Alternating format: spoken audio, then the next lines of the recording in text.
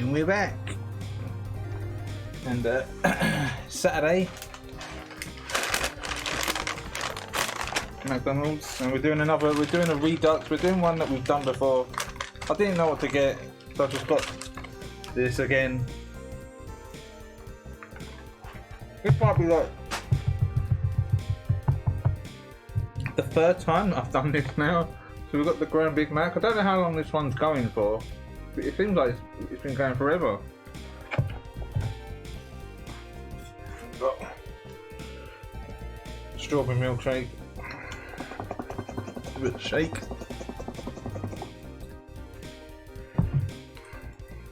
And I was sitting when I was in McDonald's, like waiting for my order. I saw that one of the staff disinfect the touch screen, and it dawned on me, thinking I never thought about that. How many people are touching that screen and not thinking, oh, if you can catch something.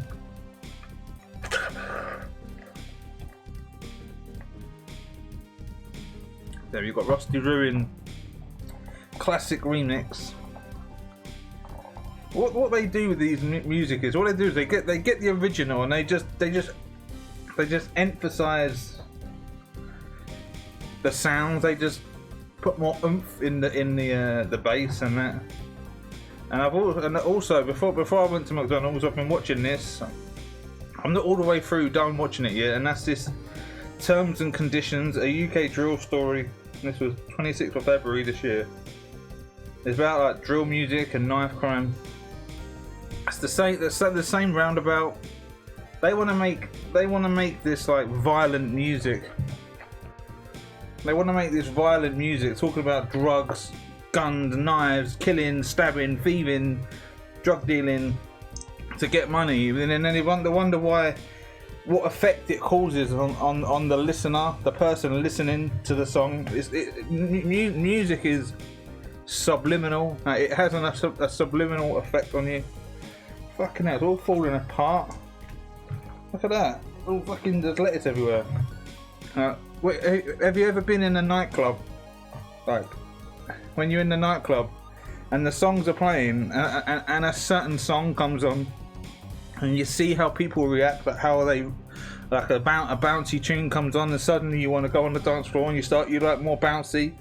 Like I remember when I did this like about 8 years ago now, when Tarantula would come on, or Rage Against the Machine would come on, or something like that would come on, and people would just react differently. That's the effect on music. So imagine listening to these vulgar, violent lyrics.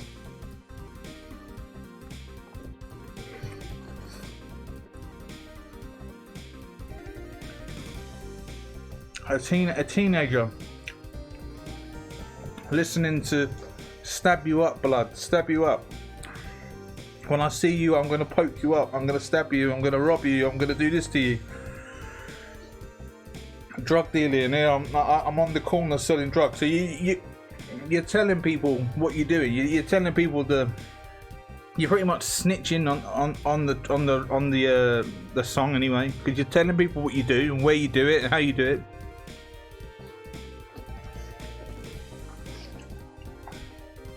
And then people wonder why other cultures and skin colours think negative about black people. Like when people think, oh, black people, you think we're all criminals. You think we're all killers and drug dealers and thugs, because that's how you represent yourself in the music industry. You create that bad reputation.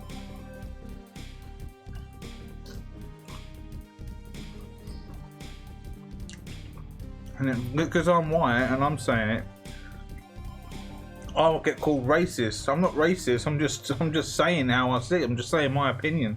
I ain't got a problem with no skin color or whatever.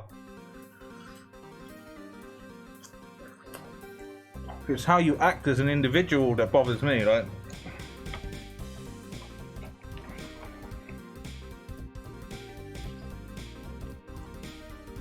Like if you're watching this quarter porter, you're black and there's no problem, is there? Like we chat away and get along.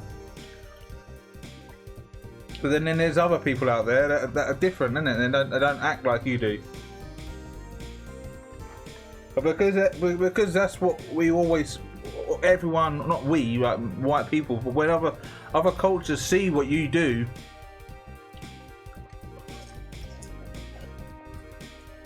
all they see is negativity, like all violent, like hip hop music, movies. It's always violence, like Boys in the Hood and Menace to Society and stuff like that. Just negative, innit? Kidulthood, adulthood, and I don't know. I better tread careful. I'll probably get flagged or something for being racist. And one thing I will say, these chips are quite nice today. They're quite crispy and piping hot. Alright, let's put them in there. I mean, I wasn't going to do this video. It was just off the cuff. I did it. I was going to do What's-Its. I've got a new bag of What's-Its, which is to the right of me. I've got the giant ones, so I'm going to do those. Not today, like another day.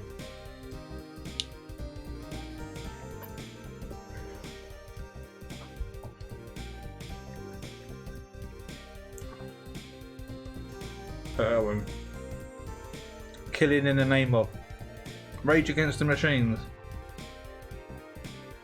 I was looking up who sung the song.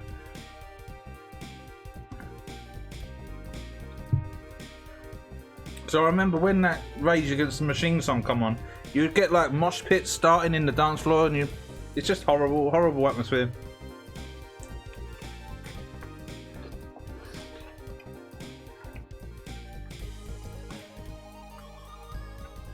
Like when I was in my early 20s, like late like 18, 19, 20 and early 20s, I used to go down at a nightclub called Mayhem on a Monday night, and sometimes a Friday night. Because I was at college then. I was in between like going to college, and then I had a job. I got a job at Sainsbury's, and I was juggling the two at the time. And on a Monday night, if I didn't have, I think I had lessons later. Like on the Tuesday, I wouldn't have lessons till like maybe 11 o'clock or nearly 12 o'clock. So I used to go to, they used to have like a Monday night at Mayhem, this nightclub, and they used to have like alternative music, like rock music, indie music, like a mixture of stuff. Not like you'd see on a Friday and Saturday night where it's all like club music.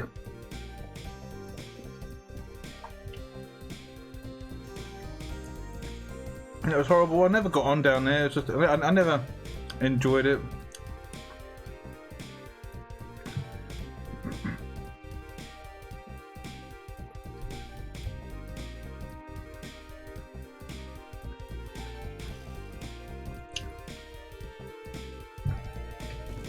You know.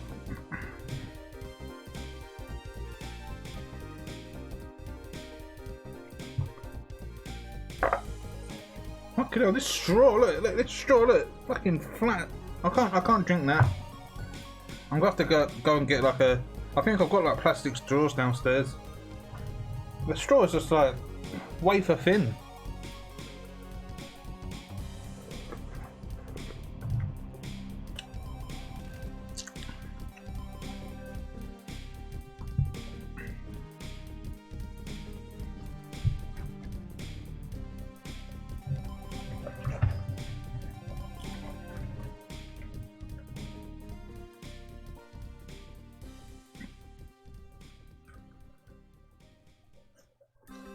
And there's your Twitter there.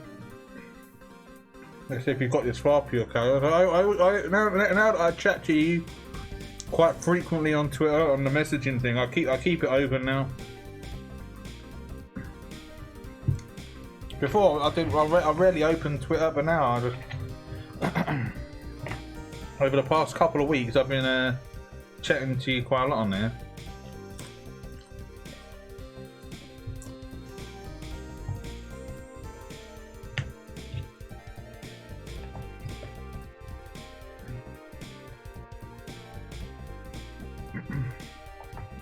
That's about as social as I get.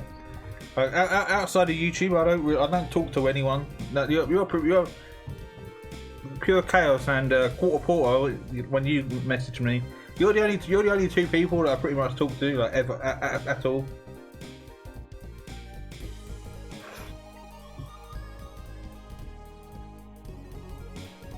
Which is pretty sad, isn't it? But it must be someone else out there like me that's in the same boat as me. That's what I'm looking for. I'm looking for that, like a friend that's in the same boat as me, that's in the same struggle as me, and we can like sort of help each other out.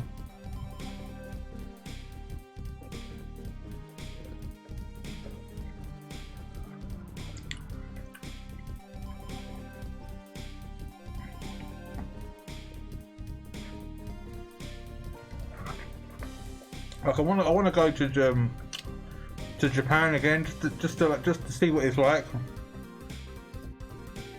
Like how much it's changed from when I was there, like about 10 years ago now.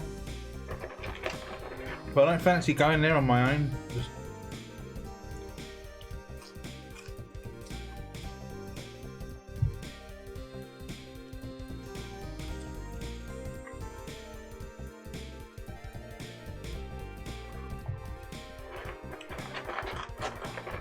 I was looking on Google for like travel buddies, like looking for someone that's in the same mindset as me. But you've got to pay for it. It's like a fucking prostitute. There's like these websites, like dating websites, but they're for like travel partners. And you've got to pay to be on the site, like to use the site.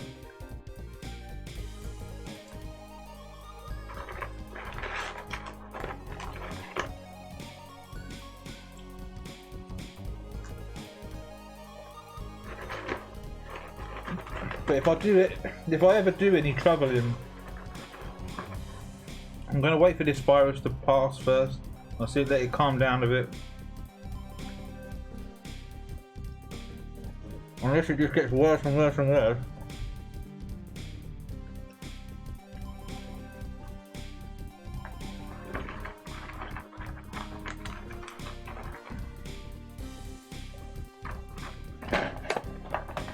And I also want to go to America. I want to go around the states, go from coast to coast. Like maybe start in New York and then work my way across. Just like do like a freestyle traveling, and then just see where I end up. So I think as a UK passport holder, I think I can come to the States on one of those ESTA visas for like, I think it's 90 days, because when I went to Japan it's 90 days and then you can pay to extend it another 90 days, so that makes it about 6 months. So I could do like a coast to coast tour, or would I end up getting killed like in America? I want to go and try all your foods. Like I think I've said it before, I want to go from like New York and I want to try New York pizza, New York hot dogs, and then I want to go to Chicago and try New York pizza, and then I want to go to like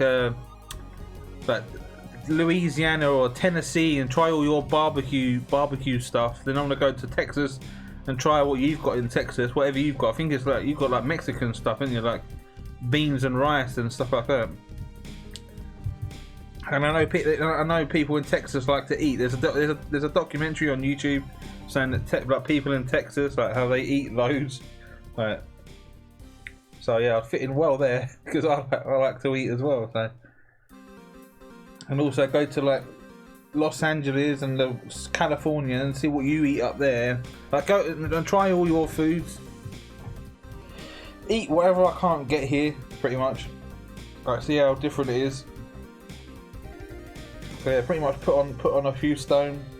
So yeah, Matt Stoney, I'll come to your country and put on a few Stoney. So yeah, that's it. That's the end of the video. We finished the munch, the Grand Big Mac. So I'm gonna go and look. I think I've got a straw that I can use for this, because at the moment it's just fucking flat.